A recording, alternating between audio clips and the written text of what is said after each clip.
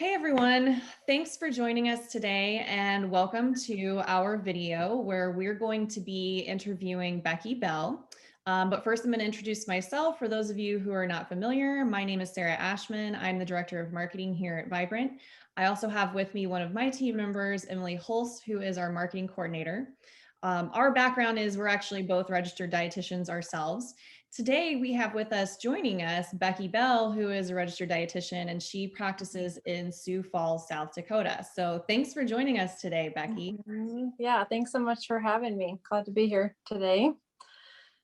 So, Becky, thank you again for joining us today. And for starters, I think we'd love to hear about your practice out in South Dakota and the types of clients that you work with. Absolutely. Yeah. So you said I've been a registered dietitian for about 15 years and just started kind of our virtual practice last summer. And I actually have a partner. I started this practice with a really good friend of mine, another dietitian. Her name is Lindsay Baker.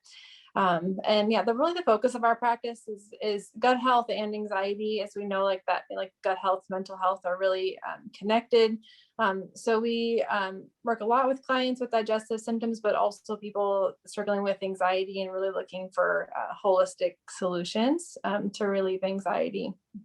Excellent. And now, are you both virtual and still seeing clients in person in South Dakota?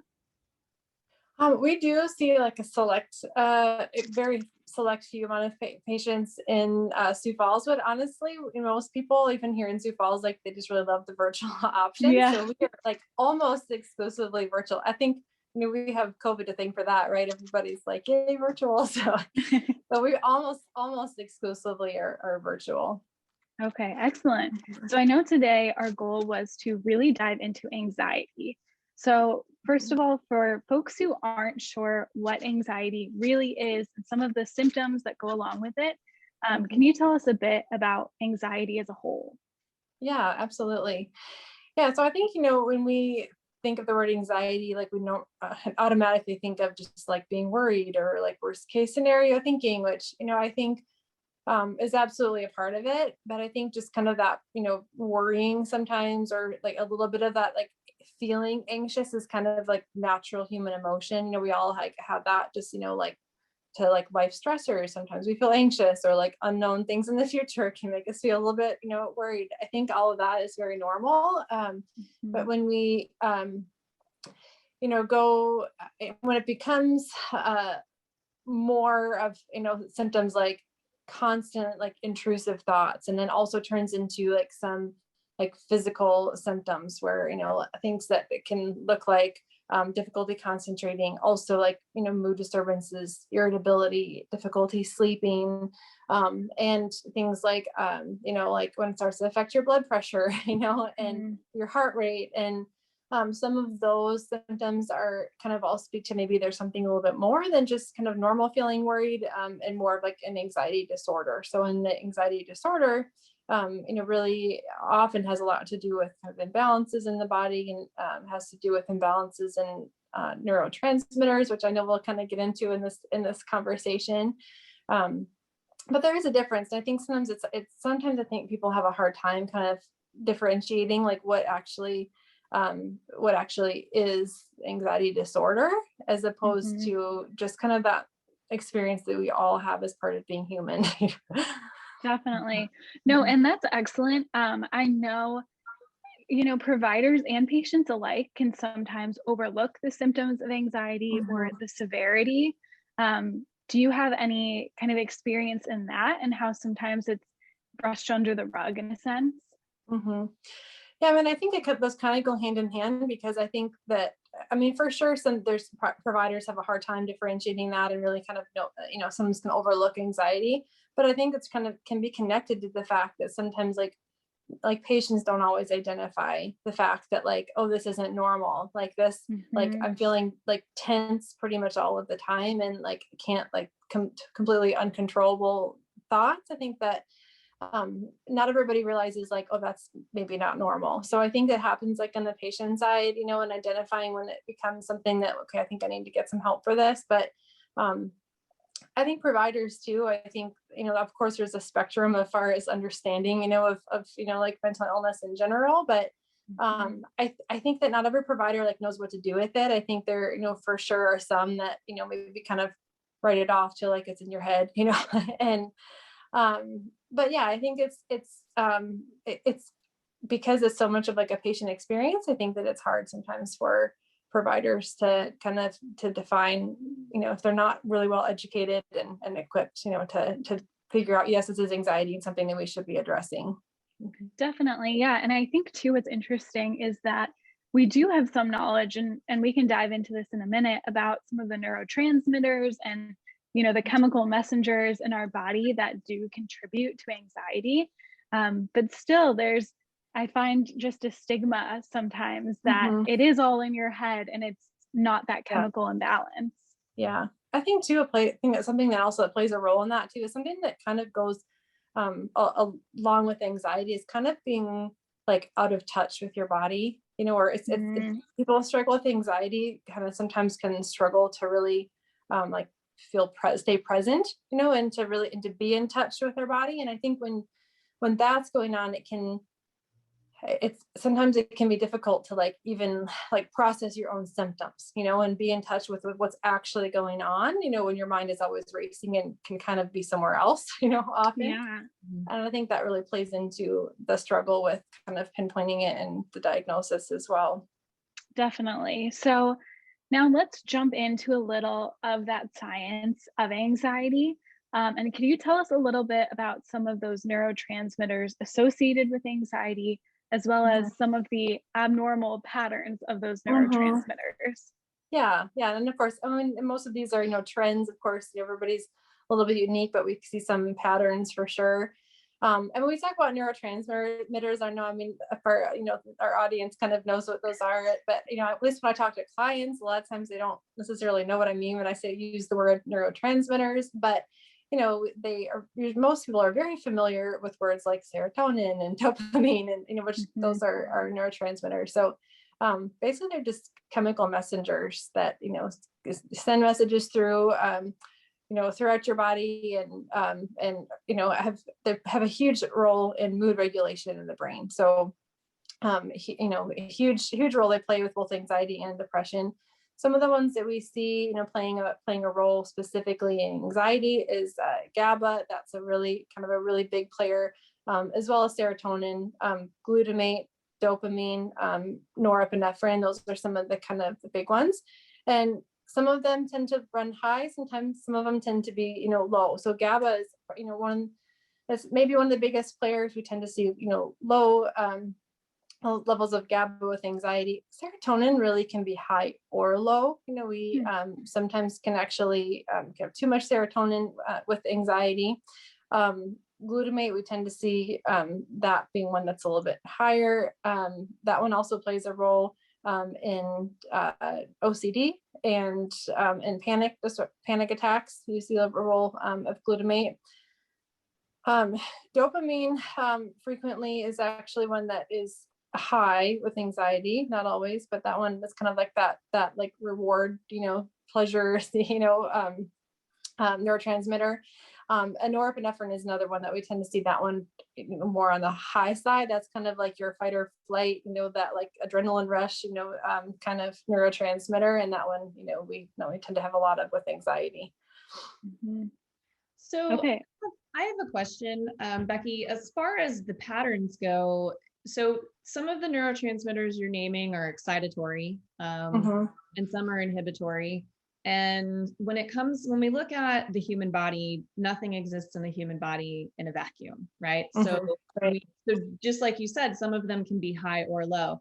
Do you find, and this is more just my experience, like our neurotransmitter test here at Vibrant, there's not a pattern that we will always see in somebody who has anxiety, obviously. And a lot of times, some of those neurotransmitters that we would think would be elevated in anxiety might actually be totally normal, but the inhibitory neurotransmitter that should be shutting that one off isn't.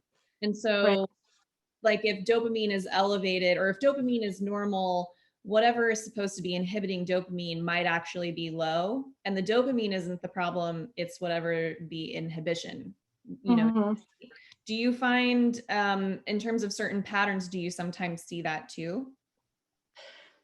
We're not necessarily always doing testing on these, like in our clients to actually, assess a level. So I don't know if I can speak exactly to, to that, but I think you're absolutely right I mean, it's not just about the levels. Yeah, it's how they're working together and also the action. Like, and it's like, are the receptors of these neurotransmitters functioning properly? And I mean, there's so much complexity going on in the human body. I don't think it's just always as simple as like looking at one neurotransmitter and and the level. Is it higher? Is it low? I think it's looking at, like, there's the action, the function, and how well they're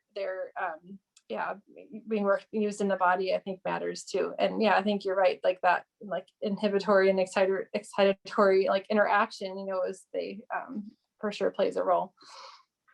Great.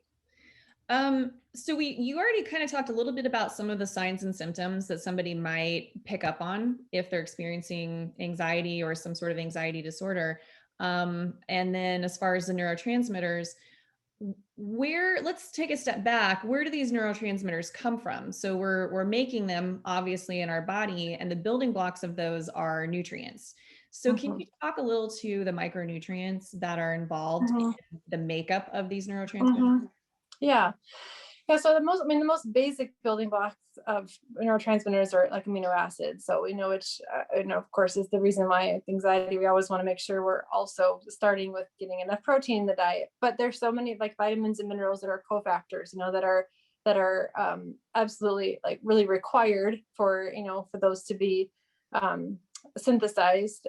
And some of the ones that I think are probably the biggest players or the most important when it comes to neurotransmitters are just like the B vitamins in general. There's several B vitamins that play a really important role, particularly folate, thiamine, B6, and then some minerals as well. Zinc and magnesium are also pretty important as far as their role in just the synthesis of neurotransmitters.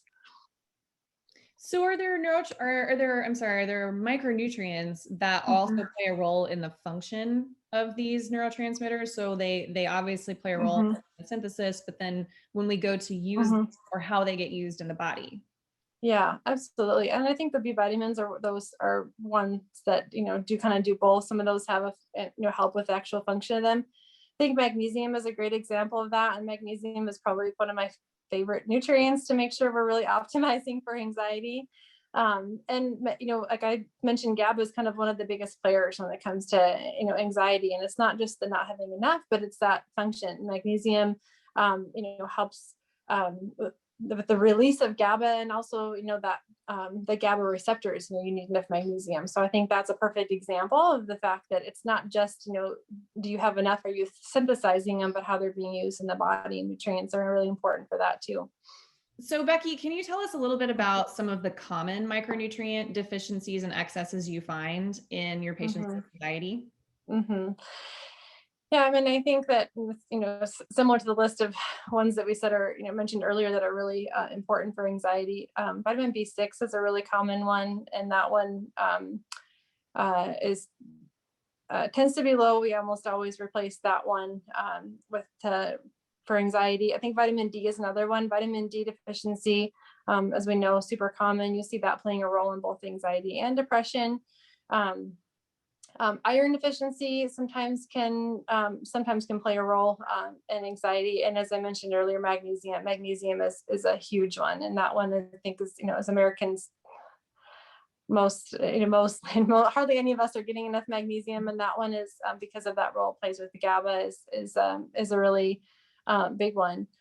Omega-3s also play a role. And that one is one that, it doesn't necessarily play a role in the synthesis of neurotransmitters, but we know it can decrease inflammation. It influences the dopamine pathway in the brain. And so that one is another one that if we don't have enough omega-3s can definitely be an issue. But sometimes having too much of certain nutrients can play a role too. And I think where I tend to see this the most is with some of those minerals that we know that kind of balance each other out. Zinc is one that is really important in anxiety. And so especially for neurotransmitter function, you definitely want to have enough zinc. So, zinc, copper, iron, all those kind of correlate with one another. And one of the patterns sometimes you see in anxiety is too much copper, not enough zinc. And I think that is, one that probably is one of the most important ones to address as far as optimizing kind of that balance of micronutrients. Great, thanks. And what are some things, so let's take a step even farther back. So we talked about how we make those neurotransmitters. What are some things that it can actually influence the micronutrient neurotransmitter levels in terms of digestion and absorption? Mm-hmm. Yeah, I mean, absolutely the gut, right? So, I mean, we only get the benefits of the nutrients that we actually absorb. So, I mean, focusing, before we even talk about, like replacing nutrients, that, focusing on the overall health of the gut is super important. So, if we have, inflammation, that the integrity of the gut, is compromised, we know that that's going to be contributing to deficiencies and decreased absorptive ability. So I think just focusing overall health of the gut is super important, in anxiety management, not just for the micronutrients, but we know like gut health in general plays a big role there. So I think that's very important focus before we start trying to optimize nutrients. So when we're talking to digestion, do you find that folks with either IBS or IBD might be more prone to anxiety or anxiety disorders simply because they have malabsorption or impaired absorptive surfaces? Mm-hmm. Yeah, so there is even in the literature, we know there's a really strong connection with, IBS in particular and anxiety. So, but I think it's a little bit of like, I think there's this big question of, like which came first, so yeah. So, I mean, I think it's bi-directional for sure, so, I mean, we've got, with, IBD particularly, of course, you're going to have, a decreased absorptive capacity. But, like stress in itself, affects like our ability to absorb nutrients. So, when we are feeling anxious, when we have that like fight or flight response, really engaged, that is affecting our absorptive, capacity in our gut. So we're more likely to, develop deficiencies and have, gut problems that are contributing to, IBS. But then of course, like, yes, like if if you're like experiencing dysbiosis and other digestive issues, those in themselves are affecting neurotransmitters, as we know are highly synthesized in the gut and can be a root cause of anxiety. So I think it's really cyclical, and this is something we see all the time with clients. Is that they like there sometimes can be like a fear of food of fear or fear of food, like with IBS, with IBD, which, makes you feel really anxious. And then like all that anxiety and stress, like decreases like your ability to digest food. So I think, trying to get them out of that cycle and out of that like fight or flight response to like, which of course improves anxiety, but also really improves digestion as well. So both are important. Yeah, absolutely. Well, Becky, this was great. I think that you touched on so many important, just basic points as far as, thinking about anxiety and in general, mental health disorders from the perspective of nutrients and, where those nutrients come from, how we get them, and then what we do with them. How can people find you online, whether they're a healthcare provider with questions or a patient that wants to work with you? Can you let us know how they can get a hold of you? Yeah, absolutely. So we are on Instagram at rooted.dietitians. And then our website is just rootednutritiontherapies.com. And so you can find us in either one of those places. Great. We'll throw those up in the comments, or I'm sorry, in the caption so that people can find you as well. But thanks so much for your time today. This was awesome. Yeah, thanks for having me. Thanks.